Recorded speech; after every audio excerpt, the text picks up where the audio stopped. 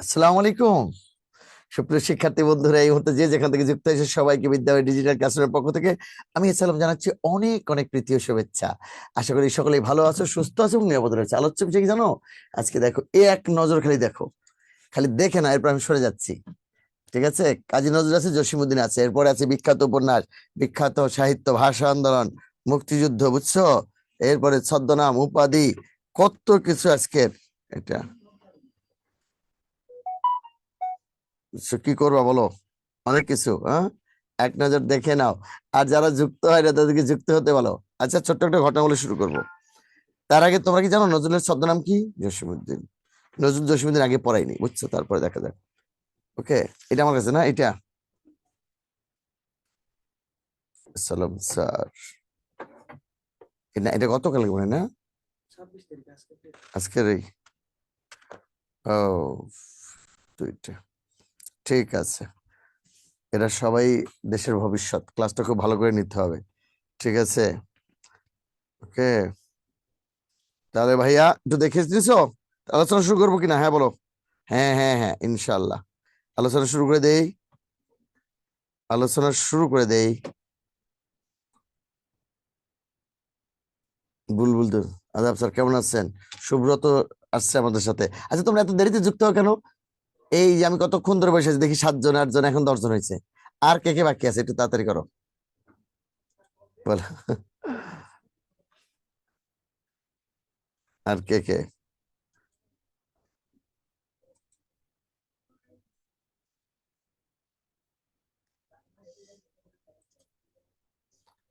আচ্ছা, তাহলে শুরু করে দিই।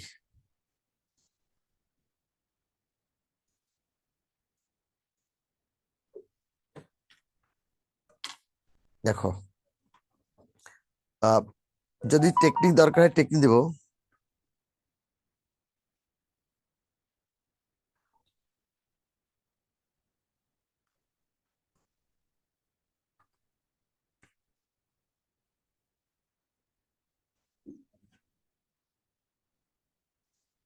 শুরু করবো?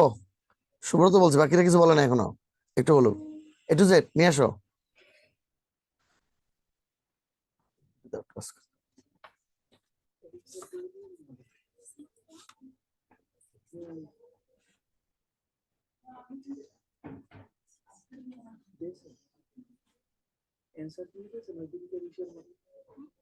ও, বুঝতে পারছি, ঠিক আছে।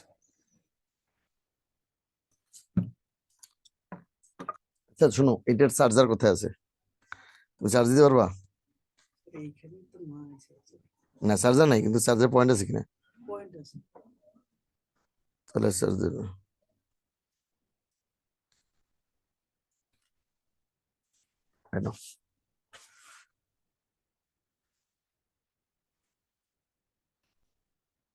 রাইট, তুমি ছাড়া কেউ কথা বলো না, এই জন্য আমি অপেক্ষা করতেছিলাম যে সবাই যেন কথা বলে। ঠিক আছে, যেহেতু বলে নাই, কোনো সমস্যা নেই, আমি এখনই শুরু করে দিচ্ছি। ও, এটা না।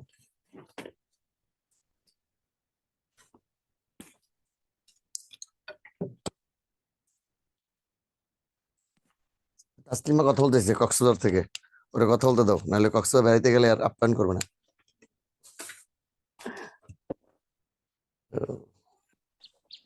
আসসালামু আলাইকুম স্যার। আসসালাম। কেমন আছেন? আপু বলো প্লিজ। স্যার, আমার কথা ছিল যে গত একটা ক্লাস নিয়ে, এই যে ইংরেজি ক্লাস, তো একটু সার্ভিসিনের সাথে কথা বলতে চাই আর কি। কার সাথে? ওই যে সার্ভি? সার্ভিসিনের আচ্ছা, ওনাদের নাম্বার আছে? নাম্বার আছে, কল দিয়েছিলাম কিন্তু রিসিভ হয় না কল কি দিও না, জন্য। এসএমএস করো। এখনই এসএমএস করো, শেষে 40। হোয়াটসঅ্যাপে এসএমএস দাও, হোয়াটসঅ্যাপে একটা এসএমএস দাও, হোয়াটসঅ্যাপ। স্যার, এখনই আমাদের অ্যাকশন হয়ে একটা যাবে। সমস্যা ছিল, সেটা হচ্ছে এই যে ইংরেজি ক্লাস, গত একটা গত 24 তারিখ একটা ইংরেজি ক্লাস হয়েছিল, কিন্তু ওখানে কিছু যদি বুঝতে সমস্যা হয়, স্যারকে যদি জিজ্ঞেস করি, স্যার আবার এটা উত্তর না দিয়ে শুধু চলতেই আছে ক্লাসগুলো, যেমন আমরা রেকর্ড ক্লাস করতেছি এইভাবে। এভাবে কি ক্লাস করার জন্য আমরা ভর্তি হয়েছি নাকি স্যার? এটা এটাই কোন হচ্ছে আমার এটা কোন স্যারের ক্লাস ছিল?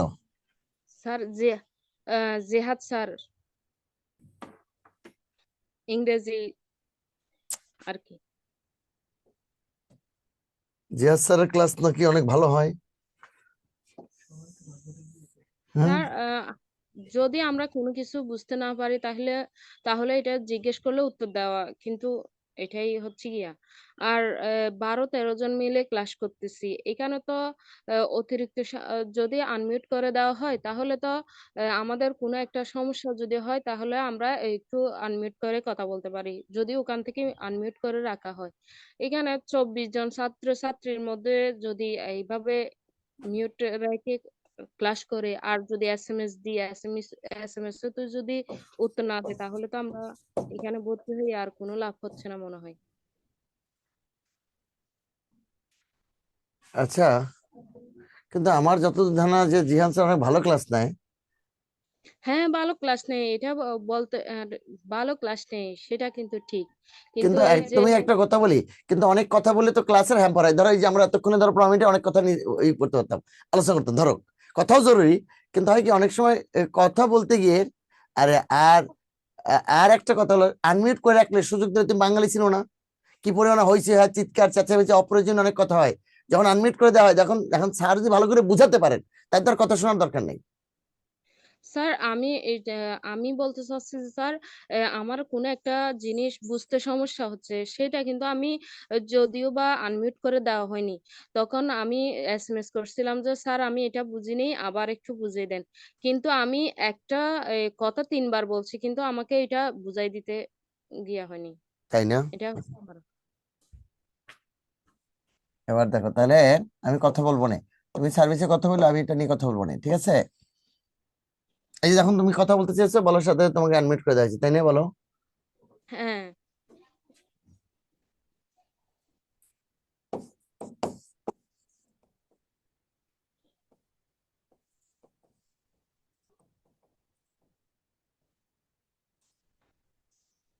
নজরুল ধূমকেতু ছদ্মনামটা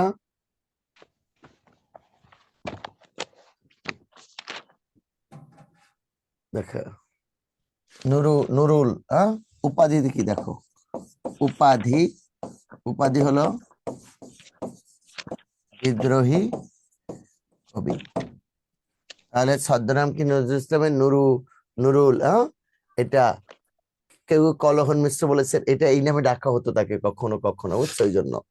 আর এটা এবার দেখো তার প্রথম প্রকাশিত, তার সম্পাদিত পত্রিকা, এই যে সম্পাদিত পত্রিকা কি কি দেখো তো, ধূমকেতু। তার সম্পাদিত পত্রিকার নাম কি বলতো? ধূমকেতু, ঠিক আছে? এটা এই ধূমকেতু পত্রিকায় জানো পূজার সংখ্যায়, ধূমকেতু পত্রিকার পূজার সংখ্যায় তার প্রকাশ করা হয়, ধূমকেতু পত্রিকার পুজোর সংখ্যায় তার প্রকাশ করা হয়, তার কবিতা। কোন কবিতা জানো? তার আনন্দময়ের আগমনে, আনন্দময়ীর আগমনে। তাহলে ধূমকেতু পত্রিকার পূজার সংখ্যায় তার আনন্দময়ের আগমনে পত্রিকা প্রকাশিত হলে এই পত্রিকাটার ওই সংখ্যা বাতিল হয় এবং তিনি 1 বছরের কারাদণ্ডে দণ্ডিত হন। তাহলে নজরুল কোন পত্রিকার জন্য জেল খেটেছিলেন? আনন্দময়ীর আগমনে। আনন্দময়ীকে জানো? দেবী দুর্গা। দেবী দুর্গা আসলো আনন্দময়ীর আগমনে। তাহলে দেবী দুর্গা আসলো, দুর্গা আসলো এবং তার এটা আনন্দময়ের আগমনে। তাহলে কি কি বলতো? দেবী দুর্গার আগমনে, দেবী দুর্গা আসলো আনন্দময়ের আগমনে, এটা হলো তার ঠিক আছে? তাহলে ধূমকেতুর পূজার সংখ্যায় তার আনন্দময়ের আগমনে পত্রিকার জন্য তিনি জেল খেটেছিলেন। খেয়াল রেখো। যদি আসে নজরুলের প্রথম প্রকাশিত কাব্যগ্রন্থ কি? দেখো, প্রথম প্রকাশিত কাব্যগ্রন্থ, প্রথম প্রকাশিত কাব্যগ্রন্থ হলো অগ্নিবীণা। অগ্নিবীণা, প্রথম প্রকাশিত কাব্যগ্রন্থের নাম হলো অগ্নিবীণা।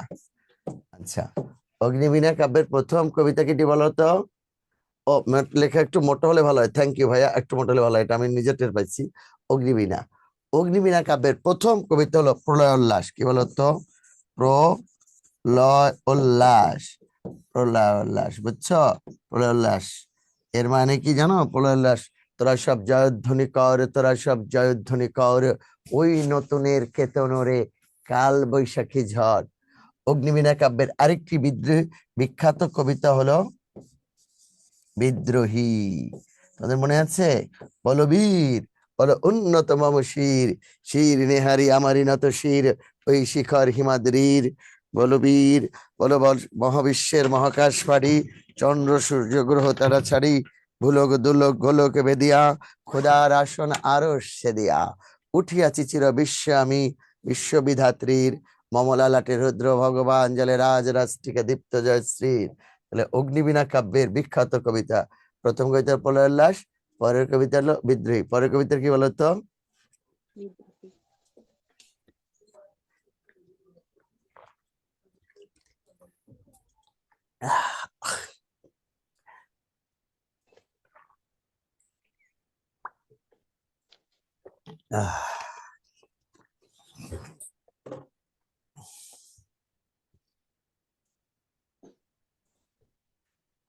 তাহলে দেখো গেল এটা।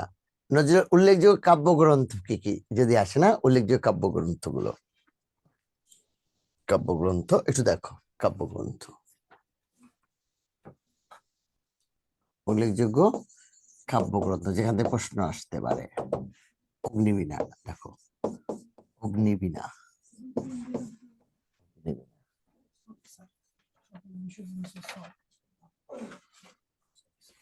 আমি মুকুল স্যার এসএমএস করছি। অগ্নিবীণা বাজার করে এটা ওই যে বউ পাচ্ছে না তাকে অগ্নিবীণা, এই যে দেখো চক্রবাক, একটু মিনিট করো আমার, 1 মিনিট।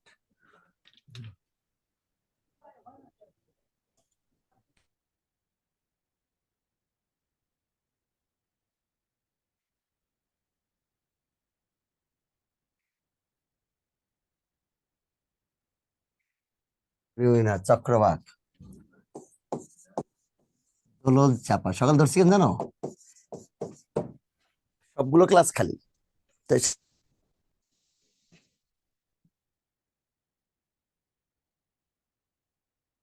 চাপা।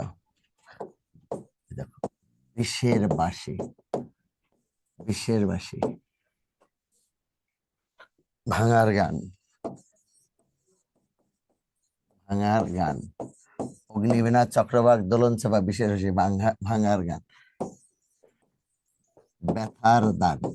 ঠিক আছে, চক্র, বিশ্বের বাসী, ভাঙার গান। এটা হলো গল্প গ্রন্থ। এটা বিশ্বের বাসী, ভাঙার গান, দোলন চাপা, এটা খুবই গুরুত্বপূর্ণ। তাহলে দেখো বেশি আসে এটা, এই যে সাম্যবাদী, দেখো সাম্যবাদী। আর একটা মনে রাখো সিন্ধু হিন্দোল। সিন্ধু হিন্দোল কেন আসে শোনো। সিন্ধু হিন্দোল নজরুল একটা বিখ্যাত কবিতা আছে, বুঝছো? হে দারিদ্র তুমি মোরে করেছো মন, এটা পরীক্ষার ছিল। এই দারিদ্র কবিতা কোন কাব্যের অন্তর্গত? সিন্ধু হিন্দোল, দারিদ্র, বুঝছো? হে দারিদ্র তুমি মোরে করেছো মহান, তুমি মোরে দানিয়াছ খ্রিস্টের সম্মান, কণ্ঠক মুকুট শোভা দিয়েছ তাপস, অসংকোচ প্রকাশের দুরন্ত সাহস। সিন্ধু হিন্দোল। হ্যাঁ, আর হলো চক্রবাক কাব্যের একটি বিখ্যাত কবিতা আছে, বাতায়ন পাশে গুবাক তরির শাড়ি, জানো? বাতায়ন পাশে, এটা পরীক্ষার ছিল, তোমাদেরই একটা পরীক্ষা আসছিল। গুবাক শব্দ অর্থ কি? এই যে গুবাক, গুবাক, গুবাক তরুর শাড়ি। বাতায়ন, গুবাক হলো সুপারি গাছ, মনে থাকবে না আসলে? বাতায়ন পাশে গুবাক তরুর শাড়ি, গুবাক হলো সুপারি গাছ। এই কবিতা একটা বিখ্যাত লাইন আছে চক্রবাক কাব্যে। আবারও বলি, চক্রবাক কাব্যের একটি বিখ্যাত কবিতা হলো বাতায়ন পাশে গুবাক তরুর শাড়ি, জানালার পাশে সুপারি গাছ। কয়েকটা লাইন দেখো। তোমাদের পানে চাহিয়া বন্ধু, তোমাদের পানে চাহিয়া বন্ধু, আর আমি জাগিব না, কোলাহল করি সারাদিন মান, কারো ধ্যান ভাঙিব না, নিশ্চল নিশ্চুপ, আপনার মনে পুরিবে একাকী গন্ধ বিধুর ধূপ, তোমাদের পানে চাহিয়া বন্ধু আর আমি জাগিব না, কোলাহল করি সারা দিনমান কারো ধ্যান ভাঙিব না, নিশ্চল নিঃসুপ। আপনার মনে পুরিবে একাকী গন্ধ বিধুর ধূপ, ধূপ যেভাবে নিজেকে পোড়ায় পোড়ায় নিঃশেষ হয়ে যাবে, তেমনি নিঃশেষ হয়ে যাব, কিন্তু কারো বিরক্তির আর কারণ হব না।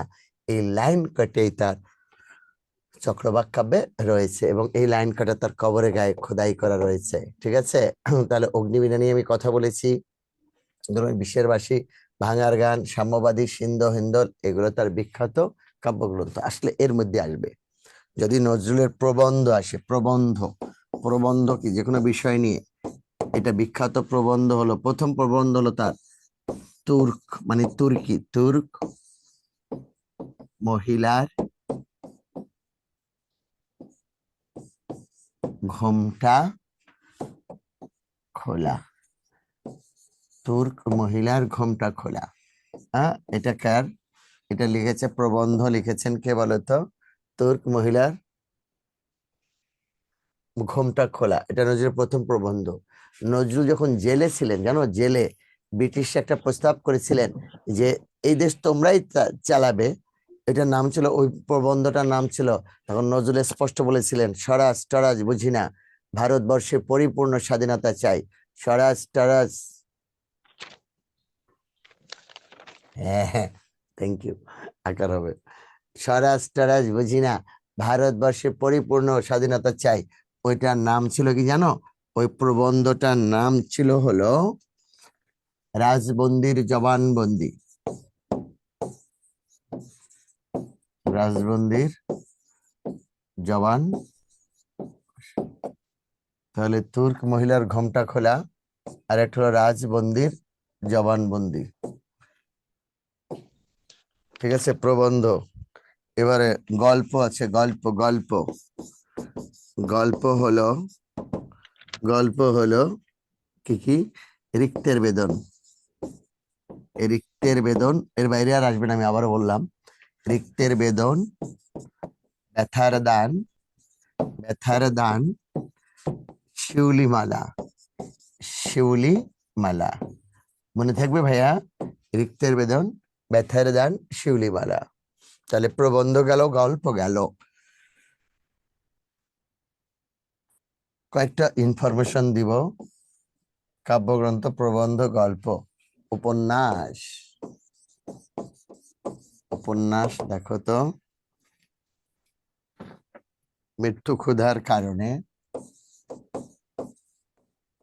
মৃত্যু ক্ষুধার কারণে, কারণে কোহেলিকা আজ, কোহেলিকা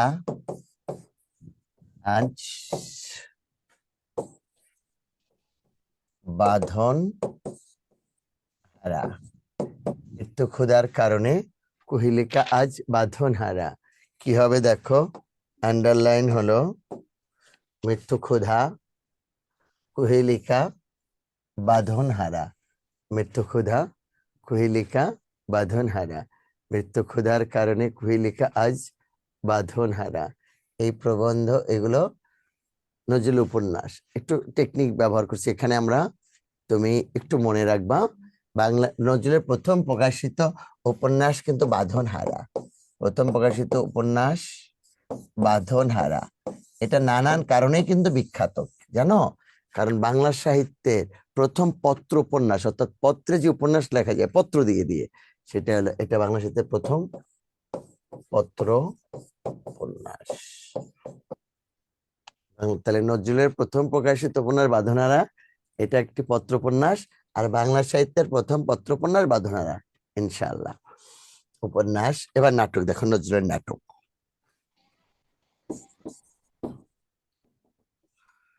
নজরুলের নাটক দেখো, এর বাইরে যে তথ্য লাগবে আছে, সব পিপিটি করা আছে, আলহামদুলিল্লাহ। নাটক লেখো,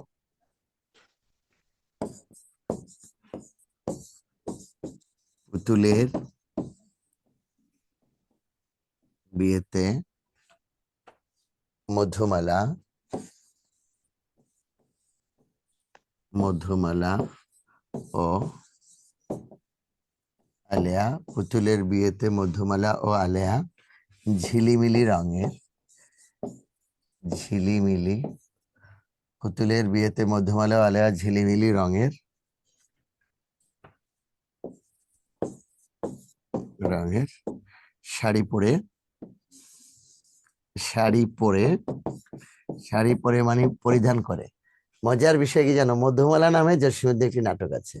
পুতুলের বিয়েতে মধুমালা ও আলেয়া ঝিলিমিলি রঙের শাড়ি পরে এসেছিল, এসেছিল। তাহলে তুমি কি কি করবে দেখো, তোমার কাজ হলো পুতুলের বিয়ে, পুতুলের বিয়ে মধুমালা আলেয়া ঝিলিমিলি। পুতুলের বিয়ে মধুমালা আলেয়া ঝিলিমিলি। তাহলে কি দাঁড়াচ্ছে পুরো বিষয়টা?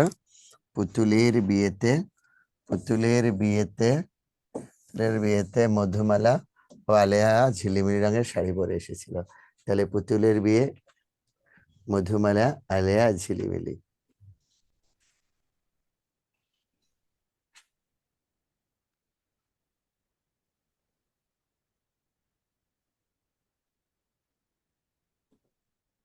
স্যার এক একটা আলাদা আলাদা নাটক না? হ্যাঁ হ্যাঁ, পুতুলের বিয়ে আলাদা, মধুমালা আলাদা, আলেয়া ঝিলিমিলি, চারটে নাটক। তবে মধুমালা নামে জসীমউদ্দিনের একটি নাটক আছে, এটা পরে আসতেছি। ক্লিয়ার?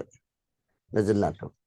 এবার কয়েকটা নোট আছে, লেখা হয়ে গেলে নোট, কোনো প্রশ্ন থাকলে আমি আছি। নোট, এটা খুবই গুরুত্বপূর্ণ নোট।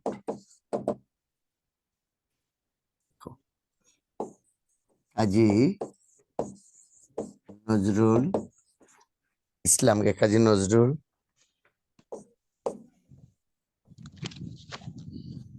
ইসলামকে, কাজী নজরুল ইসলামকে ঢাকায় আনা হয়, ঢাকায় আনা হয় 1972 সালে। কাজী নজরুল ইসলামকে ঢাকায় আনা হয় 1972 সালে। ঠিক আছে?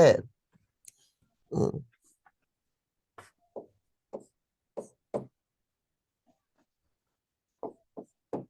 কাজী নজরুল ইসলাম ঢাকায় আনা হয় 1972 সালে। তাকে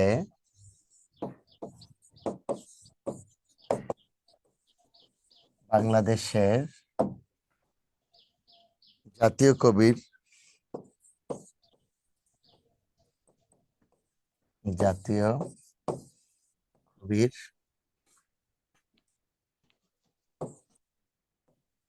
মর্যাদা প্রদান করা হয় 1974 সালে। তাকে বাংলাদেশের জাতীয় কবির মর্যাদা প্রদান করে 1974 সালে। তাহলে কাজী নজরুল ইসলামকে ঢাকায় আনা হয় 1972 সালে। তাকে বাংলাদেশের জাতীয় কবির মর্যাদা প্রদান করে 1974 সালে। হ্যাঁ, এবং দেখো নাগরিকত্ব কিন্তু প্রদান করে আরো পরে, নাগরিকত্ব। তাহলে আগে জাতীয় কবির মর্যাদা দিয়েছে, তাকে নাগরিকত্ব, তাকে নাগরিকত্ব, সরি, তাকে নাগরিকত্ব, তাকে নাগরিকত্ব প্রদান করা হয়, করা হয় 1976 সালে। তাহলে কাজী নজরুল ইসলামকে ঢাকায় আনা হয় 1972 সালে। তাকে বাংলাদেশের জাতীয় কবির মর্যাদা প্রদান করা 1974 সালে। আর তাকে নাগরিকত্ব প্রদান করা 1976 সালে। ঠিক আছে? ওকে ভাইয়া, থ্যাংক ইউ। স্যার যখন আমরা সালে কি সালের পরে যখন আর কোনো গিয়া না থাকে তখন সাল এটা বাংলা লিখতে হয়, যেমন 1976 সালের সাল, এটা বাংলা লেখা কি জরুরি নাকি গিয়া? খালি 1976 লিখবা? স্যার অনেক বইতে দেখছি শুধু 1976 আসে, এটা মানে নিজেকে ধরে নিতে হয় যে এটা 1976 সালে এইভাবে, কিন্তু এটা এই জন্য বলতেছি স্যার। না, ওটা লিখতে হবে, মাস্ট, বাধ্যতামূলক। বুঝছো? খ্রিস্টাব্দ অথবা সাল, যে কোনো একটা লিখতে হবে। বুঝছো? জি স্যার। এবার দেখো, তাহলে তাকে 1972 সালে তাকে জাতীয় প্রদান করা হয় 1974 সালে, তাকে বাংলাদেশের নাগরিকত্ব প্রদান করা হয় 1976 সালে। ঠিক আছে, নাহলে সাল হয়ে যাবে, আর সালে থাকবে না, বুঝছো? এবার দেখো, এবার দেখো, ওই বছরে তিনি মারা যান।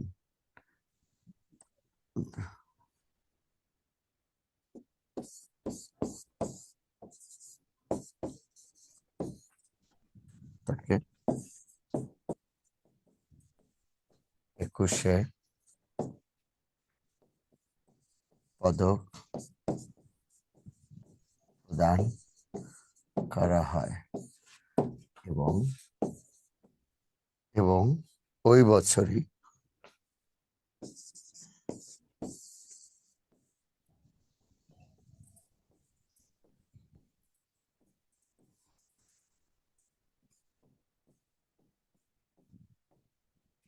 জানো, তাহলে দেখো, হুম, সব ক্ষেত্র উনি মারা গেছেন 76 সালে।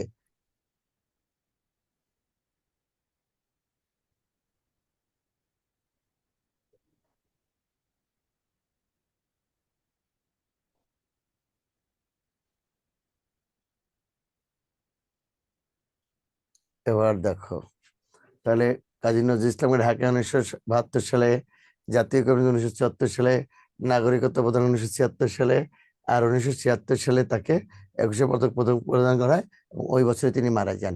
এইটা তোমরা একটু লিখবা, ঠিক আছে?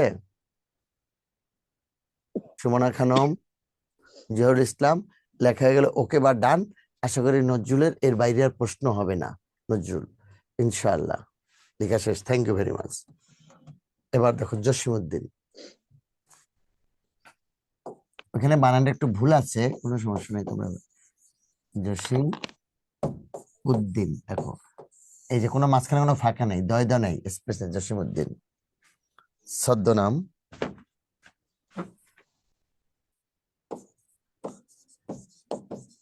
ছদ্মনাম, জসিমউদ্দিনের ছদ্মনাম কি বলতো?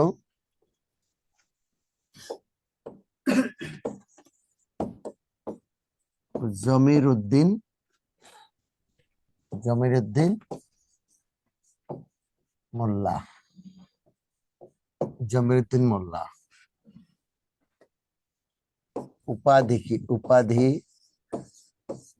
উপাধি হলো পল্লী কবি, পল্লী কবি। বাংলাতে উনিই কিন্তু, কিন্তু পল্লী কবি না, পল্লী কবি আরো আছে। বাংলা সাহিত্যে আরো দুজন পল্লী কবি আছে, মনে রাখবা। একজন হলেন কুমুদ রঞ্জন মল্লিক, আর একজন হলেন বন্দে আলী মিয়া। ঠিক আছে? আচ্ছা, তোমরা যে কেউ তো কথা বলতে পারবা, কথা বলার জন্য সুযোগ দেওয়া আছে তো। দেশে রিমোট কি নিয়ে গেছে কিনা? কেন নিয়ে গেল? যে কেউ কথা বলতে পারবা, কিন্তু কোনো হইচই যেন না হয়, ঠিক আছে? আমি সুযোগ দিয়ে দিচ্ছি, যে কেউ কথা বলতে পারবা।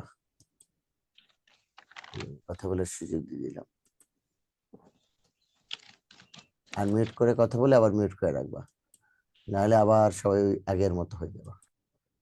ঠিক আছে ভাইয়া? জি স্যার, থ্যাংক ইউ। আসসালামু আলাইকুম ওয়ালাইকুম আসসালাম। স্যার, ভালো আছেন? জি, ভালো আছি। স্যার, আপনি যে মানে প্রত্যেকটা টপিক থেকে যত গুরুত্বপূর্ণ পড়াইতেছেন, এগুলোর মধ্যে কি 10ম বা 11তম 12তম গ্রেডের জন্য এতটুকুই যথেষ্ট। চলবে? কালে এক ভাইয়া চাকরি পেয়েছে ডিসি অফিসে, খুব খুশি যে যা পড়াইছেন ওর মধ্যে সব পাবনা আসছে। অপ্রয়োজনীয় জিনিস তো এমনিই তো মনে থাকে না, বুঝছো না? অপ্রয়োজনীয় লোড নিয়ে কি করবো হ্যাঁ, বলো এই তুমি? জন্য জিজ্ঞেস করতেছি, কারণ অনেক তো আমাদের অনেক, গল্প, প্রবন্ধ গ্রন্থ অনেক। রাইট, এটুকু। যতটুকু পড়াইতেছেন অতটুকু বললেই তা না। হ্যাঁ হ্যাঁ, আচ্ছা দেখো, ওনার নাটক দেখো, নাটক এক জিনিস, আবার গীতি নাটক আর এক জিনিস। গীতি নাটক, ঠিক আছে? আবার কাব্য ওনার আলাদা, আবার কাহিনী কাব্য আলাদা। কাহিনী রসিকার, কাহিনী কাব্য আবার আলাদা। ভাইয়া মিউট না রাখার কথা ছিল সবার। এবার দেখো, মিলন তোমারটা মিউট করে দাও ভাইয়া। মিলন শিকদার, তোমার এটা মিউট করে দাও। হ্যাঁ, গুড। নাটক, গীতি নাটক, কাব্য, কাহিনী কাব্য, আর হলো ভ্রমণ কাহিনী। ভ্রমণ কাহিনী, প্রবন্ধ। প্রবন্ধ খুবই বিখ্যাত। তাহলে কি কি আছে ছদ্মের মধ্যে? আর একটা কথা তোমাকে বলি, পল্লী কবি, এটা অতিরিক্ত জানার জন্য, জানো, পল্লী কবি জসীমউদ্দিনের দুইজন মেয়ের জামাই হলো দুই সরকারের দুজন বিখ্যাত আর কি, বুঝছো? একজন হলেন শেখ হাসিনার খুবই আস্থাভাজন তৌফিক এলাহি, বুঝছো? আর একটা হলো খালেদা জিয়ার খুবই আস্থাভাজন ব্যারিস্টার মওদুদ। দুই মেয়ের দুই জামাই, দুই সরকারের খুবই ঘনিষ্ঠ জন, আস্থাভাজন। ঠিক আছে, অনেকে আমাকে জিজ্ঞেস করছে আর জসীমউদ্দিন এখন বেড়াতে আসলে কোন বাড়ি আসতো? নাটক হলো, বলো, নাটক জমিরুদ্দিন মোল্লা পল্লী কবি। নাটক দেখো, মধুমালা, সরি, এই যে মধুমালা এবং বেদের মেয়ে। বেদের মেয়ে তার বিখ্যাত দুটি গীতি নাটক, গান নির্ভর নাটক। ঠিক আছে, দুটি বিখ্যাত গীতের, মধুমালা এবং বেদের মেয়ে, এটা দিয়ে ছবি হয়েছে। বাংলা চলচ্চিত্রের ইতিহাসে সবচেয়ে ব্যবসা সফল ছবি হলো বেদের মেয়ে। কাব্য কি দেখো, কাহিনী কাব্যটা আগে দেখো, নকশিকাঁথার মাঠ, এটা কিন্তু কাহিনী কাব্য। কাহিনী নির্ভর যে কাব্য সেটাকে কাহিনী কাব্য বলা হয়। নকশি কাঁথার মাঠ, সজন বাদিয়ার ঘাট, নকশিকাঁথার মাঠ,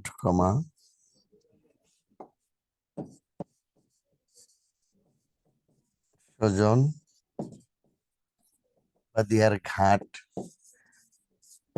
ও মা যে জননী কান্দে। নকশিকাঁথার মাঠ, কাহিনী কাব্য কি? নকশিকাঁথার মাঠ, সজন বাদিয়ার ঘাট ও মা যে জননী কান্দে। ভ্রমণ কাহিনী কি বলতো? ভ্রমণ কাহিনী হলো তুমি কোথাও গেলা, দেখলা, শুনলা, লিখলা, ভ্রমণ কাহিনী কি কি দেখো, চলে মুসাফির, ভ্রমণ কাহিনী হলো এটা। আচ্ছা, কাব্যগুলো দেখো, কাব্য, এই যে রাখালি, জসীমউদ্দিনের প্রথম কাব্য হলো রাখালি, বুঝছো? এই যে ধান ক্ষেত, হাসু, এক পয়সার বাঁশি, পয়সার বাঁশি, আর একটা হলো রঙ্গিলা নায়ের মাঝি, রঙ্গিলা নায়ের মাঝি, রঙ্গিলা নায়ের মাঝি। তাহলে দেখো, ছদ্মনাম হলো জমিরুদ্দিন মোল্লা, উপাধি হলো পল্লী কবি। ঠিক আছে, নাটক নেই, নাটক দিলাম না কিছুই, খালি মনে রেখো এটা, যে গীতি নাটক আলাদা, মধুমালা, বেদের মেয়ে, দুটি গীতি নাটক বিখ্যাত। কাব্য হলো রাখালি, ধান ক্ষেত, হাসু, এক পয়সার বাঁশি, রঙ্গিলা নায়ের মাঝি। কাহিনী কাব্য হলো নকশিকাঁথার মাঠ, সুজন বাদিয়ার ঘাট ও মা যে জননী কান্দে। কাহিনী কাব্য। এবার আসো ভ্রমণ কাহিনী আর প্রবন্ধ। ভ্রমণ কাহিনী দেখো, ভ্রমণ কাহিনী খুবই বিখ্যাত না ভ্রমণ কাহিনী এগুলা? চলে মুসাফির,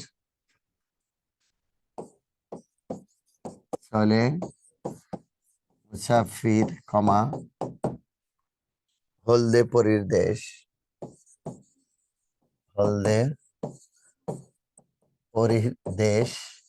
চলে মুসাফির, হলদে পরীর দেশ ও যে দেশে চলে মুসাফির, হলদে পরীর দেশ ও যে দেশে মানুষ বড়। তাহলে পল্লী কবি জসীমউদ্দিন, হ্যাঁ, এটা হলো ভ্রমণ কাহিনী।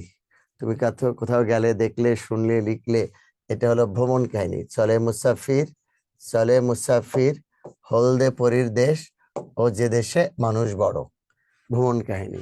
ঠিক আছে, আর স্মৃতি কথা যেটা প্রবন্ধ, এই প্রবন্ধ যেটা স্মৃতিকথামূলক প্রবন্ধ, খুবই বিখ্যাত স্মৃতিকথামূলক প্রবন্ধ, যাদের দেখেছি একটা এবং ঠাকুর বাড়ির আঙ্গিনায় যাদের দেখেছি, যাদের দেখেছি। আর একটা কি বলতো, আর একটা হলো ঠাকুর বাড়ির আঙ্গিনায়।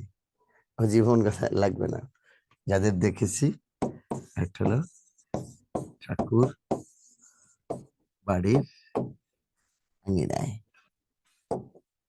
আঙ্গিনা মানে কি জানো তো? উঠান। ঠাকুর বাড়ির আঙ্গিনায় স্মৃতিকথামূলক প্রবন্ধ। তাহলে জসীমউদ্দিন খুব বেশি কঠিন হয়ে গেল। এখন জসীমউদ্দিন সম্পর্কে যে কথাটা তোমার জানতে হচ্ছে সেটা হলো, আচ্ছা একটা কথা জিজ্ঞেস করি, তোমরা কি বলতে পারবা এই যে ময়মনসিংহ গীতিকা, পূর্ববঙ্গ গীতিকা, নাথ গীতিকা, এগুলো কে সংগ্রহ করেছেন বলো তো? ময়মনসিংহ গীতিকা, পূর্ববঙ্গ গীতিকা, নাথ গীতিকা কে সংগ্রহ করেছেন বলো? এর পালাগুলো সংগ্রহ করেন চন্দ্রকুমার দে। ময়মনসিংহ গীতিকা, পূর্ববঙ্গের জন্য এর পালাগুলো সংগ্রহ করেন চন্দ্রকুমার দে। সংগ্রহকারী দলের মধ্যে পল্লীকবি জসীমউদ্দিনও ছিলেন, মনে থাকে যেন। এর সংগ্রহকারী দলের মধ্যে পল্লীকবি জসীমউদ্দিনও ছিলেন, বুঝছো? 1923 সালে ডক্টর দীনেশ চন্দ্র সেনের সম্পাদনায় এটি কলকাতা বিশ্ববিদ্যালয়তে প্রকাশিত হয়। 1923 সালে ডক্টর দীনেশ চন্দ্র সেনের সম্পাদনায় এটি কলকাতা বিশ্ববিদ্যালয়তে প্রকাশিত হয়। মজার বিষয় হলো প্রকাশের পরে এটি 23টি ভাষায় অনুদিত হয়। কয়টি ভাষায় অনুদিত হয়? 23টি ভাষায় এটি অনুদিত হয়। তাহলে 1923 সালে ডক্টর দীনেশ চন্দ্র সেন, আচ্ছা যাই হোক, পল্লীকবি জসীমউদ্দিন এটাই ছিলেন। এটা কেন বললাম? পল্লীকবি জসীমউদ্দিনের সঙ্গে ডক্টর দীনেশ চন্দ্র সেনের ভালো সম্পর্ক ছিল।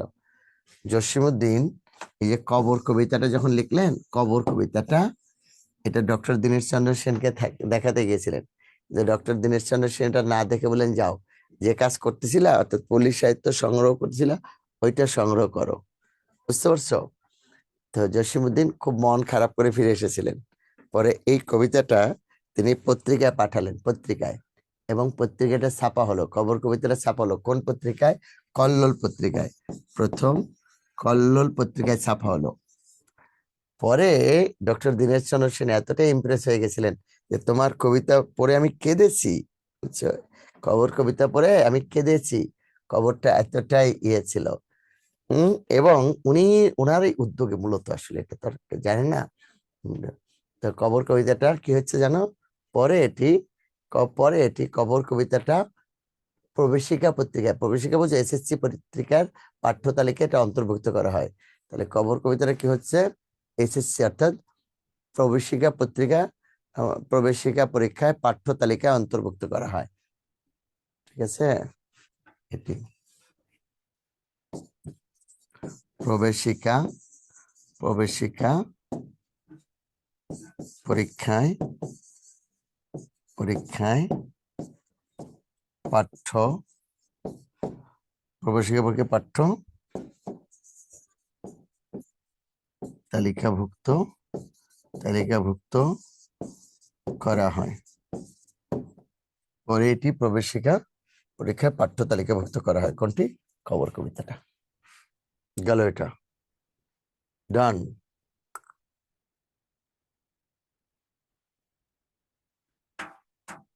এটা, আর এই কবর কবিতাটাই তার প্রথম কাব্যগ্রন্থ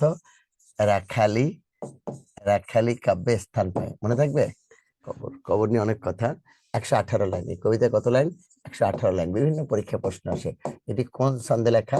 এটি মাত্রাবৃত্ত ছন্দে লেখা, কবর কবিতার মাত্রা। এখন বলো, কারো কোনো প্রশ্ন আছে কিনা? আনমিউট করার সুযোগ আছে, যে কেউ কথা বলতে পারবা। তাহলে নজরুল গেল, জসীমউদ্দিন গেল, আমাদের অনেক কথা বলার আছে আজকে। দেখো, এই যে কাজী নজরুলের সবকিছু একদম জন্ম তারিখ। এই যে তুমি জানো নজরুলের প্রতিভাটা কোথায়? টেনে পড়া। না না, কবর জহিরিয়ার না, কবর নাটকটা হলো মনির চৌধুরী, জহিরিয়ার না। দেখো দেখো, এটা হলো 1952 সালের ভাষা আন্দোলনের প্রেক্ষাপটে 1953 সালে জেলে বসে মনির চৌধুরী তার কবর নাটকটি রচনা করেন, এবং এটি সর্বপ্রথম জেলখানাতেই মঞ্চস্থ হয়। আর জহির রায়হান লিখেছিলেন ভাষা আন্দোলন ভিত্তিক প্রথম উপন্যাস আর এক ফাল্গুন, ভাষা আন্দোলন ভিত্তিক প্রথম উপন্যাস আর এক ফাল্গুন। ঠিক আছে, তোমাদের এর বাইরে যে জায়গা থেকে বেশি প্রশ্ন হয় সেটা হলো ভাষা আন্দোলন মুক্তিযুদ্ধ ভিত্তিক। ঠিক আছে,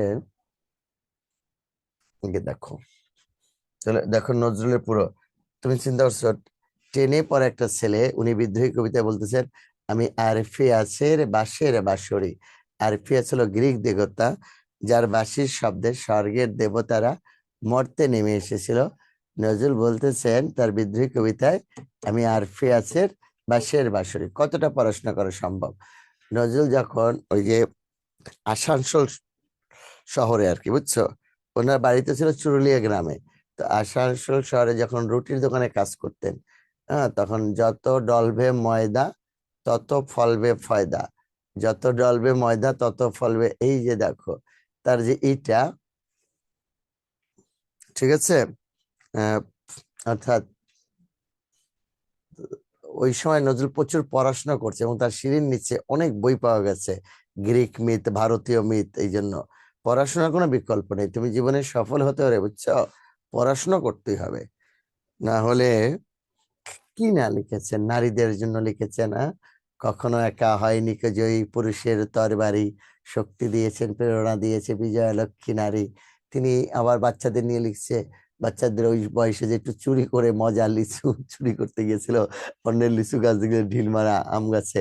এই যে দেখো, আবার চুরি করার শেষে আবার বলতেছে যে পড়বি পর মালির ঘাড়েই পড়ছে, সে আবার কুকুর তাড়া করছে দৌড়, এবং শেষে বলছে আর জীবনে চুরি করব না, তওবা।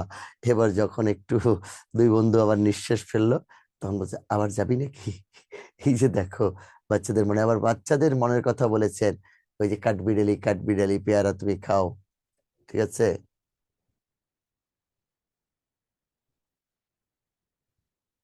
ওকে, তাহলে আমরা এই জায়গাটা আসতেছি। নজরুল, রবীন্দ্রনাথ। এবার দেখো, ভাষা আন্দোলন ভিত্তিক মাত্র হাতে গোনা 3-4টা বিষয় জানলেই তোমার এখান থেকে কমন হতে পারবে তুমি। হুম, আর মুক্তিযুদ্ধ একটু বেশি পড়তে হবে, বুঝছো। আর সংলাপ উদ্ধৃতি এমন জায়গা দেখাই দেবো আজকে, ভাষা আন্দোলন ভিত্তিক, ভাষা আন্দোলন ভিত্তিক সাহিত্য, ভাষা আন্দোলন ভিত্তিক সাহিত্য। আচ্ছা বলতো, ভাষা আন্দোলন ভিত্তিক প্রথম উপন্যাস কোনটি? বলতো, ভাষা আন্দোলন ভিত্তিক প্রথম উপন্যাস কোনটি, কে বলতে পারবে বলতো?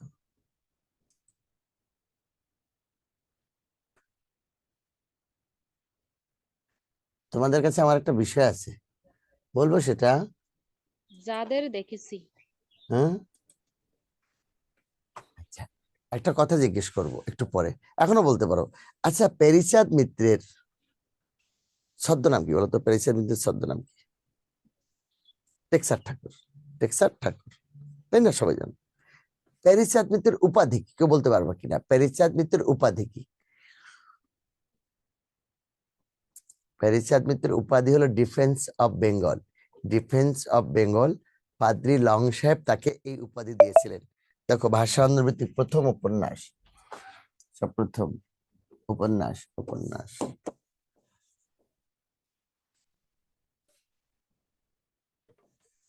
উপন্যাস আর এক ফাল্গুন। ভাষাতে প্রথম উপন্যাস আর এক ফাল্গুন, আর এক, এটা নর লেখো, আর এক ফাল্গুন, জহির রায়হান। স্যার এটা জহির রায়হান না লিখছে? জহির রায়হান, বুঝছো। ভাষা আন্দোলন ভিত্তিক প্রথম নাটক কবর। প্রথম নাটক কি বলতো? নাটক কবর, মুনীর চৌধুরী।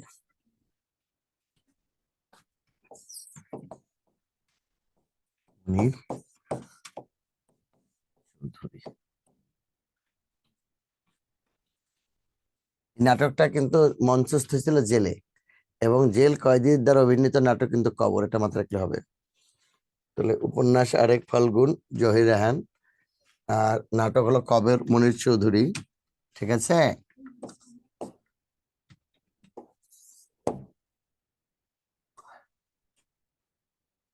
জহির রায়হান, কবর গেল মনির চৌধুরী। এরপরে বলো তো নাটক, প্রথম কবিতা, এগুলোর কিন্তু প্রথম সব কাঁদতে আসেনি, কাঁদতে আসেনি, ফাঁসির দাবি নিয়ে এসেছি, ফাঁসির দাবি নিয়ে এসেছি, কাঁদতে আসিনি, ফাঁসির দাবি নিয়ে এসেছি। মাহ বুবুল আলম, মাহবুল আলম চৌধুরী। তাহলে উপন্যাস হলো আরেক ফাল্গুন, জহির রেহান, ঠিক আছে। কবর মুনির চৌধুরী, কবিতা কাঁদতে আসিনি, ফাঁসির দাবি নিয়ে এসেছি, মাহবুল আলম চৌধুরী। এবার গিয়ে দেখো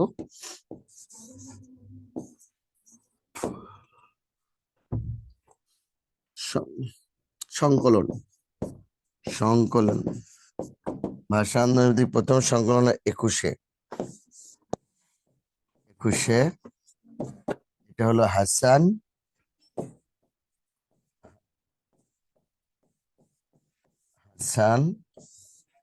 হাফিজুর রহমান।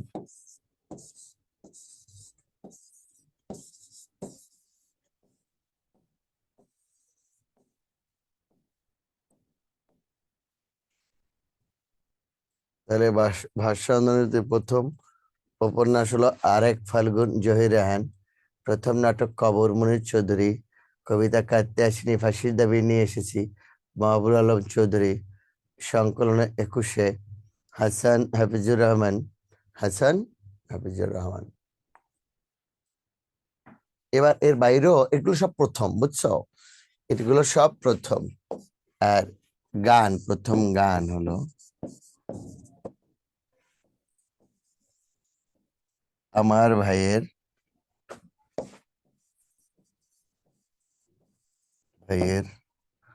রক্তে রাঙানো, রক্তে রাঙানো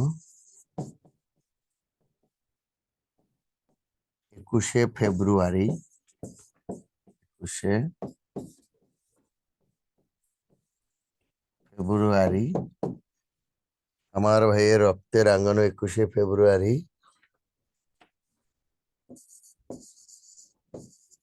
আমি কি ভুলিতে পারি, আমার ভাইয়ের রক্তে রাঙানো 21শে ফেব্রুয়ারি, আমি কি ভুলিতে পারি। কার বলতো? সংকলন হলো, খুব ভালো একটা প্রশ্ন করেছো দীপা। সংকলন হলো, ধরো অনেকগুলো বিষয়, তুমি একটা গল্প লিখছো, আমি একটা কবিতা লিখছি, এই যে সৌরভ একটা নাটক লিখছে, মিলন সরকার একটা, এই সবার লেখাগুলোকে এক করে এই বিষয়ের উপরে, বলো 21-এর উপরে লেখা, বুঝছো, এক করে যেটা প্রকাশ করে এটাকে সংকলন বলা হয়। আমি কি ভুলিতে পারি, এটা কে বলতো?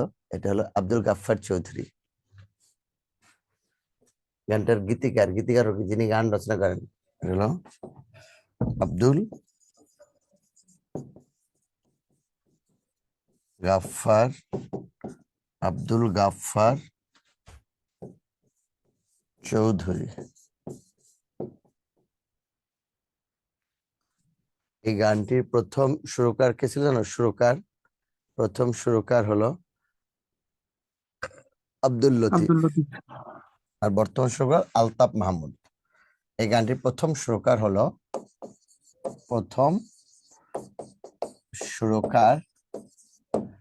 আব্দুল লতিফ, আব্দুল লতিফ। আর বর্তমান সুরকার কে বলতো? আব্দুল লতিফ বর্তমান সুরকার Altaf Mahmud.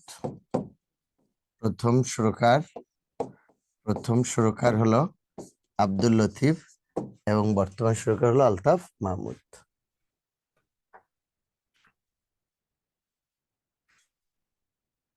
Clear? Thank you very much.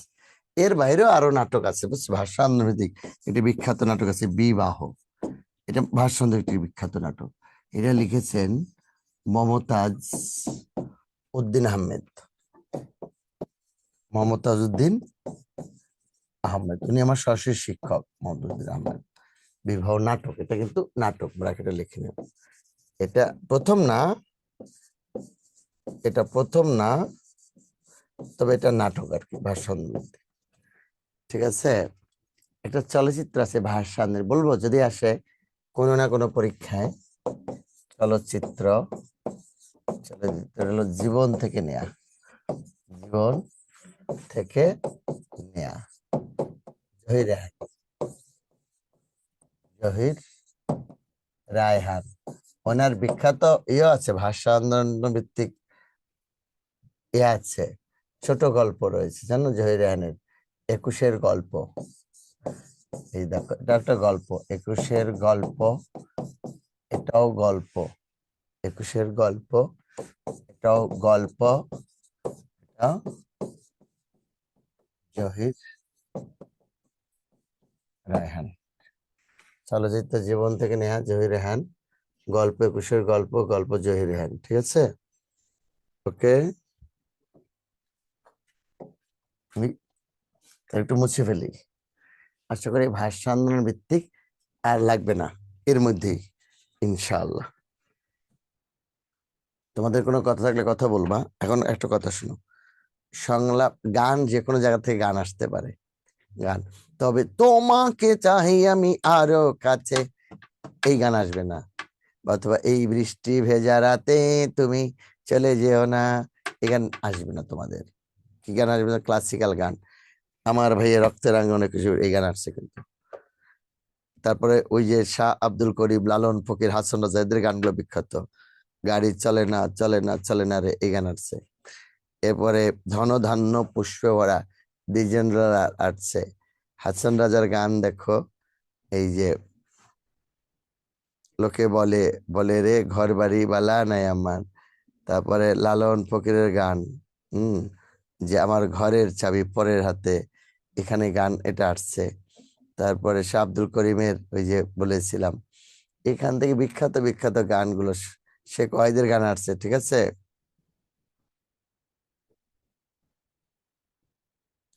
এরপরে কে আসছে জানো? ওই যে শেখ ওয়াহিদের গান আছে, খেয়াল রেখো, প্রাণের বান্ধব রে বুড়ি হইলাম তোর কারণে, এসেছে। আমি যা বলে যাচ্ছি পরে, এখন সব নোট করব না, কি করতেছি আমি দেখবি। প্রাণের বান্ধব রে বুড়ি হইলাম তোর কারণে। তারপরে শেখ ওয়াহিদ, তার আরো দুটো বিখ্যাত গান আছে, আমার মাটির গাছে লাউ ধরে আছে, লাউ যে বড় সোহাগী, লাউ এর পিছে লাগছে বৈরাগী, এটাও শেখ ওয়াহিদের। আর একটা আছে, আমি ঘুমাইছিলাম ভালো ছিলাম, জেগে দেখি বেলা নাই, কোন বা পথে নিতাইগঞ্জ যাই, এই তার বিখ্যাত গান। রবীন্দ্রনাথের আছে, বাংলার মাটি বাংলার জল, এরকম। এবার ফুল গান গিয়ে শোনাবো। একটা ঘটনা শুনে, যেন আমার এক ভাবি ছিল, ভাবি ছোট খাটো খাটো, ভাই মারতো, ভাই লম্বা ছিল, মারতো, ভাবি না পেরে লাফ দিয়ে পরে গিয়ে থাপ্পড় মারতো। বুঝছো? এবার দেখো, যেটা বলতেছিলাম, বলবো কথা আজকের ক্লাসে, হ্যাঁ। তাহলে দেখো, আর উদ্ধৃতি, এর কোনো কিন্তু কোনো, সত্যি করে বলি, এর কোনো সিলেবাস নেই। দেখো, এই দেখো সিলেবাস ছোটবেলায় পড়ছো না? পাখি সব করে রব রাত্রি পোহাইল, কারণে কুসুম কলি সকলি ফুটিল, পাখি সব করে রব রাতি পোহাইল, কারণে কুসুম কলি সকলি ফুটিল। এটা মদন মোহন তর্কালঙ্কার। তার একটা বিখ্যাত কবিতা আছে, সকালে উঠি আমি মনে মনে বলি, আমি যেন সারাদিন ভালো হয়ে চলি, মদন মোহন তর্কালঙ্কার। তারপরে এর বাইরে আরো ইয়ে হতে পারে, বুঝছো, আরো যে কেউ আসতে পারে, যে কেউ আসতে পারে, বলে দেই একটু। যেমন আর কে আসতে পারে বলবো? মদন মোহন তর্কালঙ্কার ছাড়াও শেখ ফজলুল করিমের বিখ্যাত কবিতা, কোথায় স্বর্গ কোথায় নরক কে বলে তা বহুদূর। বঙ্কিমের ভাই সঞ্জীব চন্দ্র চট্টোপাধ্যায় বলেছিলেন, বন্যেরা বনে সুন্দর, শিশুরা মাতৃ করে। বঙ্কিমেরও বিখ্যাত উদ্ধৃতি আছে, পথিক তুমি পথ হারাইয়াছ। আর একটা বিখ্যাত লাইন হলো, তুমি অধম তেমনি উত্তম। শুদ্ধ বাক্যটা হলো এটা। তারপরে হলো, মোদের গর্ব মোদের আশা, আহামরি বাংলা ভাষা। বাবুই পাখিরে ডাকি বলিছে চড়াই, রজনীকান্ত সেন। দ্বিজেন্দ্রলাল রায়ের ধনধান্য পুষ্পে ভরা। যে কোনো জায়গা থেকে আসতে পারে, যে কোনো বিখ্যাত রবীন্দ্রনাথের এক বিখ্যাত লাইন আছে না, শৈবাল দিগি রেখায় উচ্চ করি শির, লিখে রেখো দিলেম তোমায় এক ফোঁটা শিশির। এর যে কোনো জায়গা থেকে আসতে পারে, বুঝছো? নজরুলের পুরো হিস্ট্রিটা এখানে দেয়া আছে। নজরুল কাব্যগুলো মনে রাখার কৌশল সহকারে দেয়া আছে। নাটক যেটা বলতে চেয়েছিলাম, দেখো সেটা এখানে আছে। প্রবন্ধ গুরুত্বপূর্ণ দিকগুলো লেখা আছে। গানের সংকলন চন্দ্রবিন্দুটা তার বাজেয়াপ্ত হয়েছিল, ঠিক আছে, নজরুলের। তো এই ছিল পুরো নজরুল। আশা করি নজরুল পড়বে তো